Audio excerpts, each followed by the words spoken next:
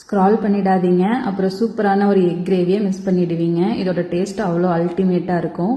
இது செய்யறதுக்கு ஒரு மிக்சி ஜாரில் 1 கப் தேங்காய் துருவல், 2 பெரிய வெங்காயம், 1 கைப்பிடி சின்ன வெங்காயம், இஞ்சி பூண்டு, வரமிளகாய், சோம்பு, பட்டை, கிராம்பு, கசகசா, ஏலக்காய் இது எல்லாத்தையும் சேர்த்து ஒரு பேஸ்ட்டாக அரைச்சி வச்சுக்கலாம்.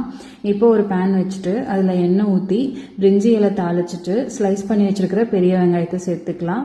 இது கூடவே 2 பச்சை மிளகாயை கீரி சேர்த்து நல்லா வதக்கி விட்டுடலாம். ஒரு கைப்பிடி கருவேப்பிலையும் சேர்த்துக்கோங்க. இது நல்லா வதங்கி வந்ததும் 2 தக்காளியை கட் பண்ணி வச்சுருக்கேன், அதையும் சேர்த்து தக்காளி நல்லா குழஞ்சி வெந்ததும் கொஞ்சமாக மஞ்சத்தூளும் காரத்துக்கு தகுந்த மாதிரி தனி மிளகாத்தூளும் சேர்த்து எல்லாத்தையும் நல்லா மிக்ஸ் பண்ணிவிட்டு நம்ம அரைச்சி வச்சுருக்கிற பேஸ்ட்டு கூட குழம்புக்கு எவ்வளோ தண்ணி தேவையோ அதை மிக்ஸ் பண்ணி ஊற்றிடலாம். தேவையான அளவு உப்பு போட்டுட்டு நம்ம நல்லா கொதிச்சு வந்ததுக்கப்புறமா வேக வச்சிருக்கிற முட்டையை கட் பண்ணி உள்ளே சேர்த்துக்கலாம். செஞ்சு பாருங்கள், செம்ம டேஸ்ட்டாக இருக்கும். தேங்க்யூ.